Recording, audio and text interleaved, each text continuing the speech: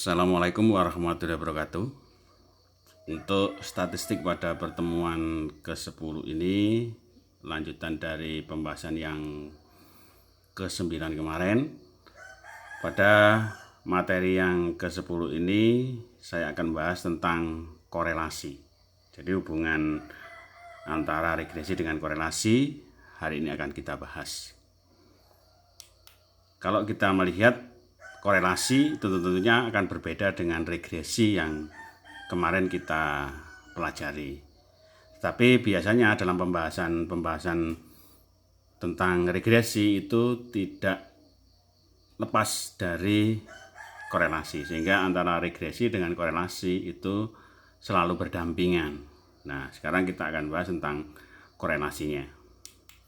Jadi kalau kita lihat di sini digambarkan bahwa ada bentuk tangan yang seperti ini menunjukkan adanya hubungan yang terkait antara satu dengan yang lain. Nah, ini nanti akan mengikuti apa yang disebut dengan istilah korelasi. Kalau kita lihat pengertiannya bahwa korelasi itu adalah istilah yang dipakai di statistik itu yang menyatakan derajat hubungan linier. Artinya searah, bukan timbal balik antara dua variabel atau lebih. Nah, yang kita kenal yang yang umum yang sering dipakai itu adalah korelasi produk momen atau diistilah dengan produk momen person. Itu adalah salah satu teknik korelasi yang kedua variabelnya berskala interval. Ini sering kita pakai. Kemudian ada lagi teknik analisis korelasi person produk momen ini, itu termasuk teknik statistik parametrik yang menggunakan data interval dan rasio dengan persyaratan tertentu. Analisis regresi yang sudah kita pelajari itu digunakan untuk melajari dan mengukur hubungan statistik yang terjadi antara dua atau lebih variabel. Ini sudah kita bahas di pertemuan yang ke-9. Sedangkan korelasi, kita lihat di sini korelasi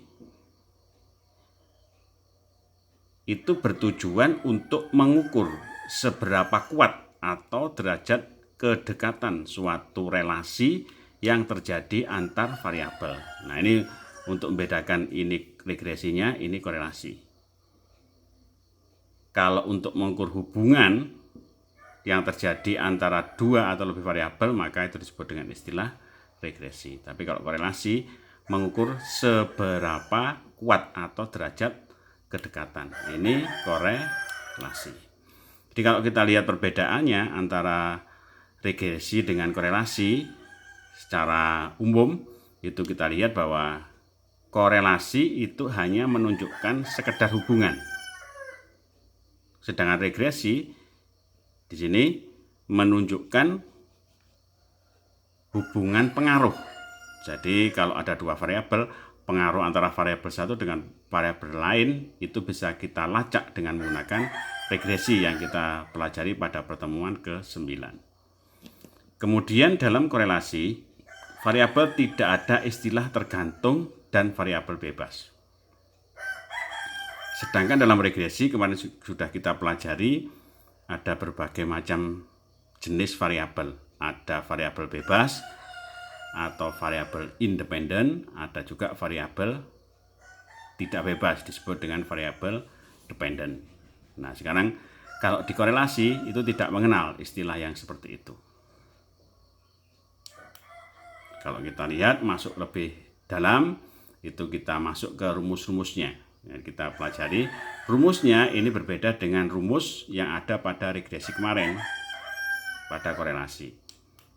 Nah, kita lihat di sini tadi ada korelasi produk momen yang ini favorit, sering dipakai, digunakan untuk melukiskan hubungan antara dua buah variabel yang sama-sama berjenis interval atau rasio.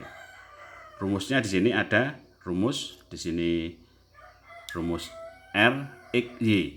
Ini berarti variabelnya X dengan Y atau Y dengan X. Nah, ini adalah sigma XY dibagi dengan, ini di dalamnya ada sigma X kuadrat dikalikan dengan sigma Y kuadrat. Berarti kalau dia datanya nanti berupa data rasio, itu berarti X-nya dikuadratkan baru dijumlah. Ini Y-nya dikuadratkan baru dijumlah. Ini X dengan Y dikalikan baru dijumlah. Ini makna dari rumus-rumus seperti ini. Itu yang sudah saya ajarkan di matematika. Itu maknanya seperti itu. Jadi kalau ada sigma X, Y, berarti X dikalikan Y dulu, kemudian baru dijumlah. Nah ini. Kita masuk lebih jauh. Nah, kalau dalam produk momen, itu X, R, X, Y. R ini adalah menunjukkan kode dari korelasi atau koefisien korelasi. Ya, ini menunjukkan kalau R, X, Y itu koefisien korelasi antara variabel X dengan variabel Y. X-nya sendiri itu adalah deviasi dari min untuk variabel X. Sedangkan Y itu adalah deviasi dari min untuk nilai variabel Y. Kemudian sigma X, Y itu jumlah perkalian. Ingat tadi saya sebutkan ini. Nah, ini adalah jumlah perkalian antara nilai X dan Y. Jadi nilai X dikalikan dengan Y dulu, dijumlah berapa banyak data yang kita ambil sebagai sampel, baru itu dijumlah. Kemudian X kuadrat itu adalah kuadrat dari nilai X. Y kuadrat itu adalah kuadrat dari nilai Y. Ini makna dari rumus korelasi persen. Kalau kita lihat bahwa dalam relasi yang logis atau hubungan yang logis, itu untuk pengambilan keputusan, itu baik di bidang apapun, baik mulai dari bidang ekonomi, kemudian di bidang moneter, bidang pertanian dan sebagainya, itu hubungan korelasi ini dibutuhkan. Kenapa? Karena untuk melihat hubungan antara variabel satu dengan variabel lain itu dilihat keeratannya. Apakah hubungannya itu nanti dia termasuk kuat atau tidak ada hubungan sama sekali, atau bahkan dia lemah atau dia negatif. Nah, ini bisa kita lihat dengan menggunakan relasi logis hubungan antara X dengan Y. Nah, dengan berdasarkan relasi logis ini, maka ada beberapa bentuk relasi dalam hubungan antara nilai X dan Y. Nah, relasi sudah kita bahas di matematika dulu di pertemuan pertama. Itu bentuk hubungan di sini itu bermacam-macam. Nah, nanti apakah dia positif, 0, ataukah dia negatif. Nah, untuk menentukan relasi yang demikian tadi, itu maka kita butuh diagram pencar. Nah, untuk diagram pencar, karena kalau kita menggambarkan dulu pada saat pelajaran matematika di relasi, itu kita mesti butuh titik yang menghubungkan antara dua variabel tersebut. Apa gunanya diagram pencar? Yaitu membantu melihat apakah ada relasi yang berguna antar variabel. Kemudian membantu menentukan jenis persamaan yang akan digunakan untuk menentukan hubungan tersebut. Nah, tentunya hubungan yang di sini yang kita butuhkan dalam relasi di sini adalah yang dalam bentuk fungsi. Jadi, apa syarat-syarat fungsi dulu sudah kita pelajari di matematika pada pertemuan pertama kalau tidak salah. Nah, ini. Nah, kalau kita lihat bahwa analisis korelasi yang tadi saya sebutkan di depan tadi menunjukkan hubungan dua variabel, itu sifatnya ada yang korelasi positif, kemudian ada yang korelasi negatif, bahkan ada yang nol, tidak berkorelasi. Bahkan ini ada korelasi yang sempurna. Korelasi sempurna itu berarti 100% dia berkorelasi. Nah, seperti ini. Nah, kalau kita lihat, kita pencarkan titik-titik dalam bentuk fungsi, dalam bentuk relasi, tapi yang bentuknya fungsi demikian, jadi hubungan antara X dan Y. Nah, kita lihat modelnya dalam diagram pencar. Nah, ini menunjukkan hubungan. Nah, dalam scatter diagram Cartesius, nah itu titik-titik ini yang jadi hal yang sangat dipentingkan dalam menentukan koefisien korelasi. Nah, ini disebut dengan istilah titik koordinat. Kalau ada yang model begini ini tentunya dia akan menunjukkan pola hubungan X dan Y itu menunjukkan pola hubungan yang positif. Nah, kalau kita lihat macamnya di sini, kalau lurus begini, ini titiknya begini, ya jadi artinya bahwa titik ini garisnya tidak kita hubungkan seperti ini, tapi kita tarik garis yang kira-kira modelnya mirip, mewakili dari keseluruhan titik ini. Kalau ada yang bentuknya begini ini, maka disebut dengan istilah korelasi linier. Jadi jika semua titik X dan Y pada diagram pencar mendekati bentuk garis lurus, nah, seperti ini. Jadi di sini mendekati, memang tidak tepat betul. Kemudian kalau ada bentuknya yang begini ini disebut dengan istilah korelasi yang non linier. Kalau modelnya begini, ini jelas dia bentuknya non linier. Kenapa? Karena dia bentuknya modelnya adalah kuadratik. Jika semua titik X dan Y pada diagram pencar tidak membentuk garis lurus, jika bentuk begini, ini non linier. Bisa kuadratik, bisa kubik, bisa kuintik, ya, macam-macam. Nah, tergantung dari sebaran dari titiknya ini. Kemudian kalau yang ketiga ini ada korelasi yang positif, bentuknya seperti ini, korelasi positif. Jadi hampir sama dengan korelasi linier, tapi bentuknya yang positif ini jika arah perubahan kedua variabel sama. Jika X naik, Y juga naik. Nah, itu berarti ada korelasi positif. Jadi kalau X naik, Y-nya juga naik. Nah, ini berarti korelasinya positif. Kalau korelasi negatif itu jika arah perubahan kedua variabel itu tidak sama. Jika X-nya naik, Y-nya turun. Nah, kalau terjadi hal yang mudah demikian, maka gambaran demikian itu disebut dengan istilah korelasi yang negatif. Nah, kalau kita lihat sebaran nilainya, korelasi itu berkisar antara min 1 sampai dengan plus 1. 0 ini yang tidak ada korelasinya. Ini kalau kira-kira 0 sampai dengan plus 0,5 itu masuk di korelasi yang lemah tapi positif. Kalau antara 0,5 sampai dengan 1 itu disebut korelasi yang kuat tapi positif. Sebaliknya, kalau 0 sampai dengan minus 0,5 itu masuk korelasi yang lemah negatif. Ini kalau 0,5 sampai dengan min 1 itu masuk korelasi yang kuat tapi negatif. Ini korelasi. Kalau kita lihat rentangannya, ini dipakai untuk penelitian-penelitian sebagai pedoman yang didasarkan atas kesepakatan. Ini kesepakatan dari para ilmuwan yang mengadakan penelitian di bidang statistik. Maka kalau nilai korelasinya dari sampel yang dianalisis itu nilainya 0,0 sampai dengan 0,09, itu berarti hubungan korelasinya itu diabaikan. Kalau 0,1 sampai dengan 0,29 itu hubungan korelasinya rendah. Kalau 0,3 sampai dengan 0,49 itu hubungan korelasinya moderat.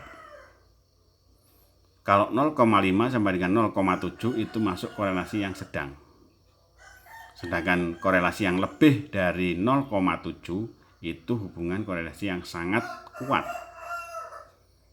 Nah, ini kan nanti kalau saudara menghitung itu untuk mengambil kesimpulan setelah ditemukan dalam proses uji hipotesis itu ditemukan, maka ini interpretasinya. Ini berguna untuk nanti setelah saudara menyimpulkan hasil dari korelasi tersebut.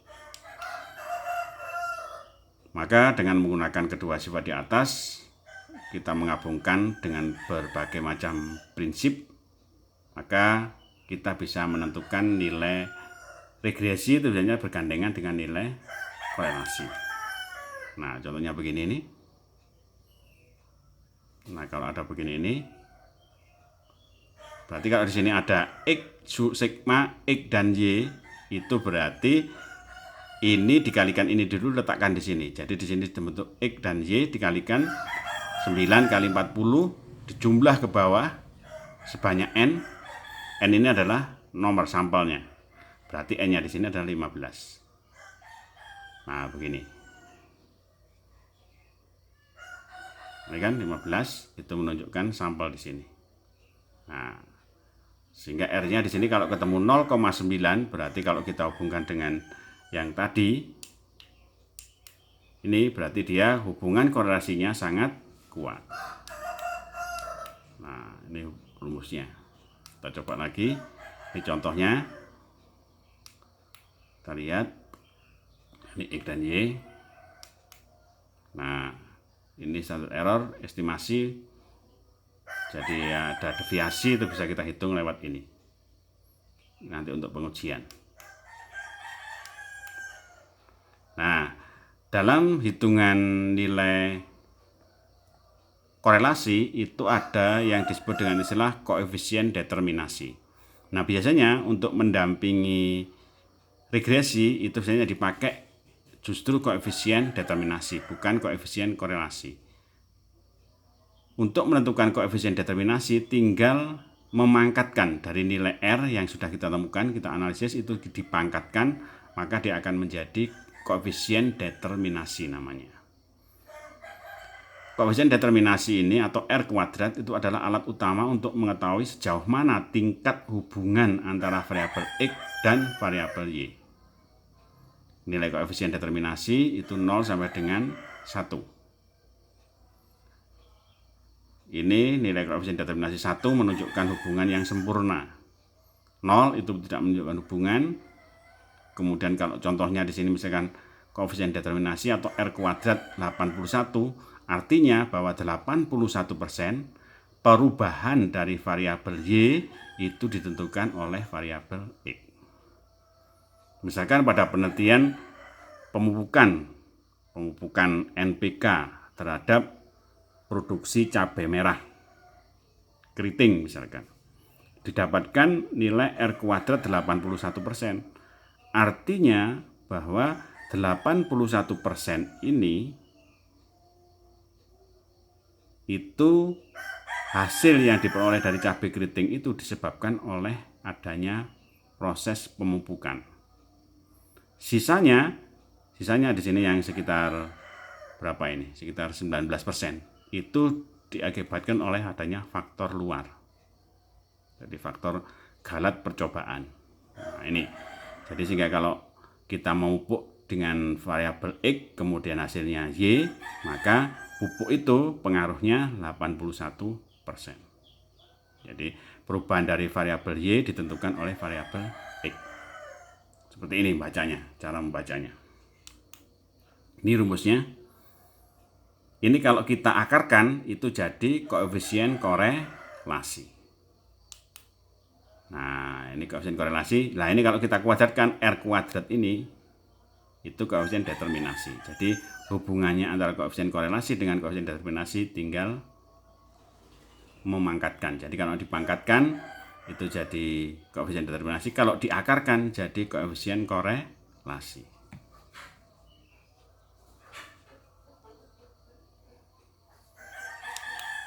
Nah, ini yang hubungan tadi, hubungan korelasi positif, korelasi negatif.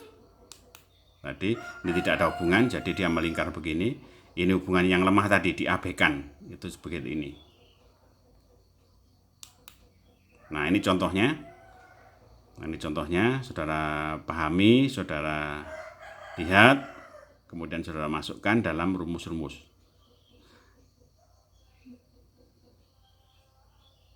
Jadi ini tes skornya X, ratingnya Y. Jadi kalau mencari X, Y berarti 85 dikalikan 9, letakkan di sini. Kalau ingin mencari sigma X, Y berarti ini ke bawah. Jadi setelah ini dikalikan ke sini, dijumlah ke bawah jadilah sigma X, Y. Kalau Y kuadrat ya berarti dari Y ini dikuadratkan. 9 kuadrat 81, 5 kuadrat 25 dan seterusnya. Kalau kita jumlah ke bawah berarti sigma X, Y kuadrat. Itu makna dari rumus tadi. Kalau X kuadrat berarti 85 kuadrat sini. 60 kuadrat dan seterusnya. Kita jumlah ke bawah itu jadilah sigma X kuadrat. Kalau sudah ketemu komponen yang di bawah ini kita masukkan dalam rumus yang ada tadi. Nah, rumus-rumusnya seperti ini contohnya. Contoh lain. Ini contohnya. Nah, kita masukkan di rumusnya. Berarti kalau mencari rumus di sini ada sigma X Y. Nah, berarti di sini kita cari sigma XY. Nah, ya kan? Sigma XY. Berarti di sini 155 111,5. Nah, ini 11,5 ini. Kemudian sigma X kuadrat. Nah, berarti ini kita lihat sigma X kuadrat. Ini X kuadrat. Ya, ini kita kuadratkan, tarik ke bawah. Jadi sigma X kuadrat berarti 107. Nah, ini 107 dan seterusnya. Ketemulah R 0,99. 0,99 ini kalau kita kuadratkan, jadi ini dikuadratkan saja, 0,9 kuadrat jadilah begini. 0,98 0,1. Ini kita kalikan 100%. Biasanya koefisien determinasi itu ditulis dengan dalam bentuk persen atau ditulis dalam bentuk pecahan begini juga boleh. Nah, ini koefisien korelasi dikuadratkan jadi koefisien determinasi. Koefisien determinasi kalau diakarkan jadi koefisien korelasi. Jadi itu hubungannya. Nah, ini. Kalau di sini 98% itu artinya apa?